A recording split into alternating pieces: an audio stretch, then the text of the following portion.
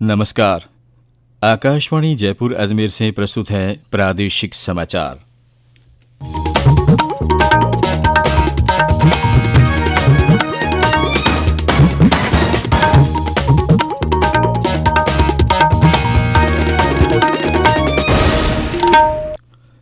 मुख्य समाचार।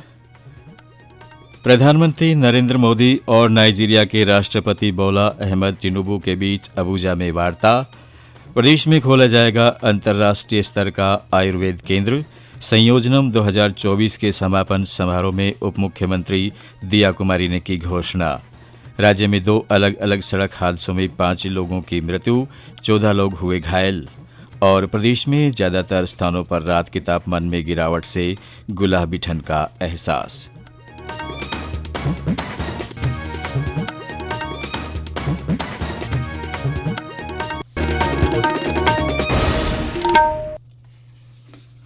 समाचारों के साथ मैं महेश सिंह। और अब समाचार विस्तार से। प्रधानमंत्री नरेंद्र मोदी और नाइजीरिया के राष्ट्रपति बोला अहमद तिनुबू ने आज अबुजा में वार्ता की। दोनों नेताओं ने दोनों देशों के बीच कार्यनीतिक भागीदारी की समीक्षा की और आपसी संबंधों को बेहतर बनाने के अवसरों पर चर्चा की। राष्ट्रपति तिनुबू के साथ शिष्टमंडल स्तर की वार्ता के दौरान प्रधानमंत्री ने कहा कि भारत नाइजीरिया के साथ अपनी कार्यनीतिक भागीदारी को बहुत महत्व देता है। उन्होंने कहा कि दोनों देशों के बीच रक्षा, ऊर्जा, प्रौद्योगिकी, स्वास्थ्य, शिक्षा और संस्कृति के क्षेत्रों में पहले से सहयोग जारी है।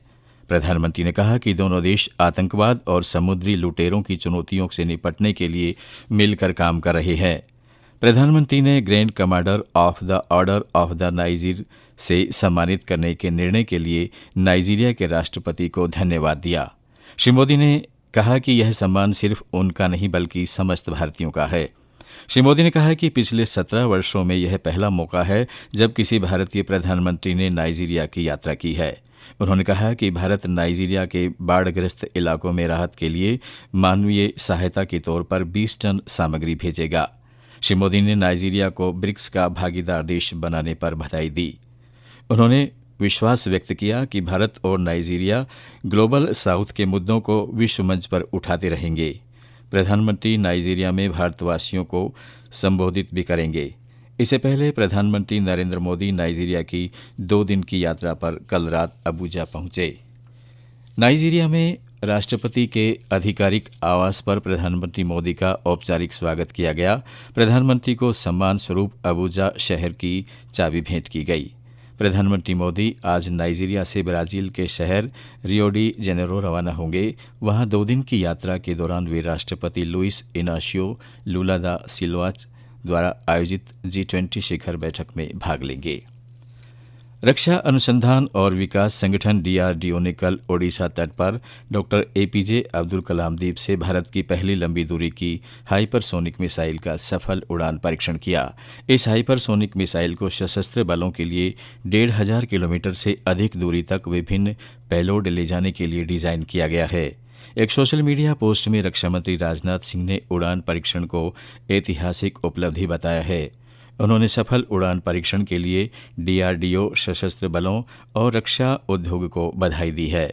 इस बीच एलन मस्क की कंपनी स्पेस एक्स 19 नवंबर को अमेरिका के केप कैनावेरल से भारत के संचार उपग्रह GSAT-20 को लॉन्च करेगी। भारतीय अंतरिक्ष अनुसंधान संगठन इसरो के अध्यक्ष S सोमनाथ ने बताया कि स्पेस एक्स का फाल्कन 9 इसरो का GSAT-20 लॉन्च करेगा।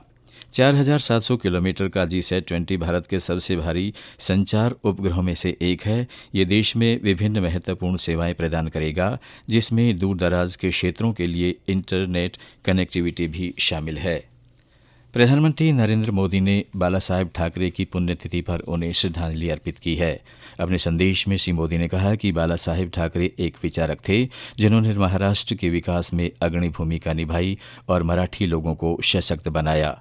प्रधानमंत्री मोदी ने कहा कि बाला साहब ठाकरे का निडर अंदाज और अटूट समर्पण भावना आने वाली पीढ़ियों को प्रेरित करती रहेगी। जयपुर के राष्ट्रीय आयुर्वेद संस्थान में आयोजित संयोजनम 2024 का आज समापन हो गया। संयोजनम 2024 के तीसरे दिन आयुर्वेद चिकित्सक, शिक्षक और विद्यार्थियों ने चरक संहिता के श्लोकों का सामूहिक पाठ किया। इस आयोजन में देश भर के 3000 से अधिक आयुर्वेद से जुड़े शिक्षक, विद्यार्थी और शोधार्थी शामिल हुए।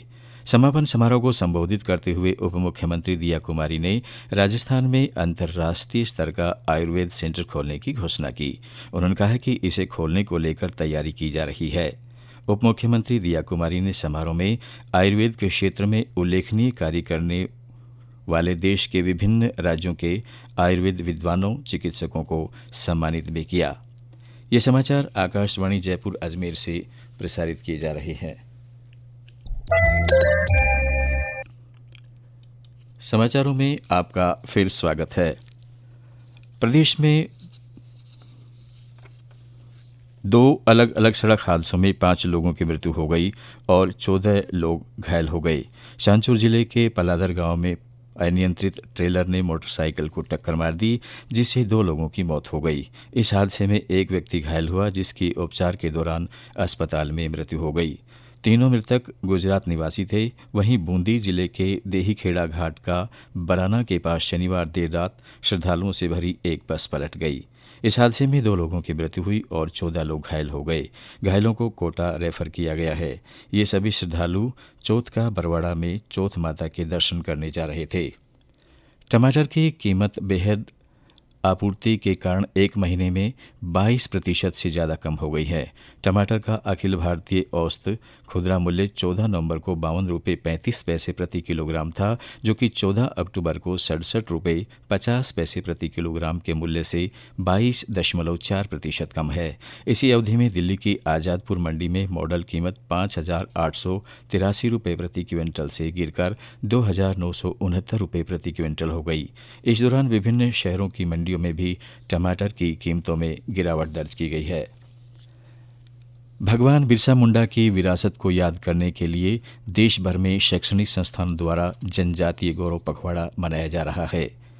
देश में मनाया जाने वाला यह उत्सव भारत की समृद्ध आदिवासी विरासत और आदिवासी समुदायों के योगदान का सम्मान करता है। यह पखवाड़ा भावी पीढ़ियों को उनके बलिदानों को स्वीकार करने और उनकी सांस्कृतिक प्रथाओं और कलात्मक अभिव्यक्तियों के संरक्षण को प्रोत्साहित करने के लिए प्रेरित करेगा। प्रदेश में भी जनजातीय गौरव पखवाड़े के तहत विभिन्न कार्यक्रम आयोजित किए जा रहे हैं। सांचौर जिले के रानीवाड़ा में आदिवासी समाज का सम्मेलन आयोजित हुआ। इस आयोजन में समाज को मजबूत और सशक्त करने पर मंथन हुआ। सम्मेलन में बड़ी संख्या में भील और आदिवासी समाज के लोग मौजूद रहे। प्रदेश में ज़्यादातर स्थानों पर रात के तापमान में गिरावट दर्ज होने से सुबह शाम गुलाबी ठंड का एहसास होने लगा है। उत्तर भारत में बारिश और बर्फबारी के असर से राज्य के कई शहरों में आज सुबह घना कोहरा छाया रहा। हनुमानगढ़, सीकर के फतेहपुर, जैसलमेर सहित कई स्थानों पर कोहरे का असर रहा। मौसम विभाग के अनुसार बीते 24 घंटों के दौरान प्रदेश के 12 शहरों में न्यूनतम तापमान 15 डिग्री सेल्सियस से नीचे दर्ज किया गया। राज्य में सबसे कम 9.4 डिग्री सेल्सियस न्यूनतम तापमान माउंट आबू में दर्ज किया गया। श्रीगंगानगर में आज दिन में धूप निकलने से लोगों को ठंड से राहत मिली। ब्यौरा हमारे संवाददाता से। जिले भर में लगातार ठंड का असर बढ़ता जा रहा है। पिछले 3-4 दिन से सुबह की शुरुआत घने कोहरे के साथ हो रही है और सुबह से लेकर देर रात तक यही स्थिति बनी हुई है। लोगों को सूर्य देवता के दर्शन भी नहीं हो पा रहे। ठंड बढ़ने के कारण लोगों की जीवन शैली भी बदली है। अब दिन भर लोग गर्म कपड़ों में नजर आने लगे हैं। लगातार कोहरे के बीच आज लोगों को थोड़ी राहत मिली और सूर्य देवता के दर्शन हुए, परंतु इस दौरान चली हवा के कारण ठंड का एहसास भी लगातार बना रहा। जितेंद्र शर्मा, आकाशवाणी समाचार, श्रीगंगानगर। मौसम जयपुर केंद्र के अनुसार आगामी दिनों में जयपुर और बीकानेर संभाग में कहीं कहीं घना कोहरा छाया रह सकता है। वहीं राज्य के अधिकांश स्थानों पर न्यूनतम तापमान में गिरावट के आसार हैं। जयपुर के प्रसिद्ध खोले के हनुमान मंदिर में आज 64वें लक्खी अन्नकूट महोत्सव का आयोजन किया जा रहा है। इस आयोजन में 1,75,000 से अधिक श्रद्धालुओं के शामिल होने का अनुमान है। दोपहर 1 बजे से शुरू हुई पंगत प्रसादी का दौर देर रात तक जारी रहेगा। आयोजन से पहले 61 मंदिरों में अन्नकूट का भोग लगाया गया। हर साल आयोजित होने वाले इस अन्नकूट महोत्सव में सभी जाति समाज के लोग एक साथ पंगत प्रसादी ग्रहण करते हैं। पाली में आज ग्रीन हार्टफुलनेस रन के तहत मैराथन दौड़ का आयोजन किया गया। स्वास्थ्य और पर्यावरण संरक्षण के प्रति जागरूकता बढ़ाने के उद्देश्य से आयोजित इस दौड़ में बड़ी संख्या में महिला और पुरुष प्रतिभागियों ने भाग लिया। दौड़ के समापन पर श्रेष्ठ प्रदर्शन करने वाले प्रतिभागियों को पुरस्कार भी प्रदान किए गए। साथ ही पर्यावरण संरक्षण और पौधारोपण के महत्व के बारे में भी लोगों को जानकारी दी गई। जयपुर कल अपना 297वां स्थापना दिवस मनाएगा। इस सिलसिले में शहर भर में कई कार्यक्रम रखे गए हैं। समारोह की कड़ी में आज विभिन्न संगठनों की ओर से जयपुर के संस्थापक सवाई जयसिंह द्वितीय को याद किया जा रहा है।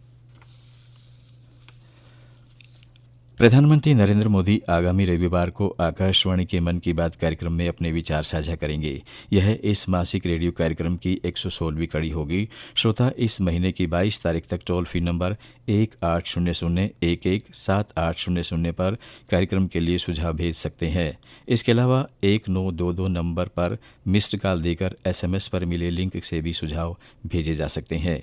नरेंद्र मोदी ऐप या MyGov ओपन फोरम के जरिए भी ऑनलाइन सुझाव दिए जा सकते हैं। केंद्रीय कृषि और किसान कल्याण राज्य मंत्री भागीरथ चौधरी एक दिवसीय दौरे पर आज अलवर पहुंचे। अलवर पहुंचने के बाद उन्होंने भाजपा कार्यालय अंबेडकर नगर में भाजपा पदाधिकारियों और कार्यकर्ताओं के साथ बैठक ली। बैठक में भाजपा सदस्यता अभियान की प्रगति को लेकर चर्चा की। उन्होंने कहा कि 30 नवंबर तक इस अभियान को हम लक्ष्य को हासिल करेंगे। भरतपुर में जिला शिक्षा एवं प्रशिक्षण संस्थान की ओर से ई कंटेंट निर्माण कार्यशाला का आयोजन किया जा रहा है। 5 दिवसीय कार्यशाला के दूसरे दिन प्राचार्य नीलमणि चौधरी ने विभिन्न विषयों को सरल और रोचक ढंग से प्रस्तुत करने के लिए नवीनतम डिजिटल टूल्स के उपयोग करने के बारे में बताया। प्रशिक्षण में शिक्षकों को बताया गया कि डिजिटल शिक्षा प्रणाली शिक्षा के क्षेत्र में एक महत्वपूर्ण कदम है। ई कंटेंट न केवल छात्रों को शिक्षा का नवीन अनुभव प्रदान करता है, बल्कि उनके समझने की कौशल में भी बढ़ता है। इस दौरान शिक्षकों ने डिजिटल युग में नई तकनीकों को अपनाने का आह्वान किया। और अंत में मुख्य समाचार एक बार फिर।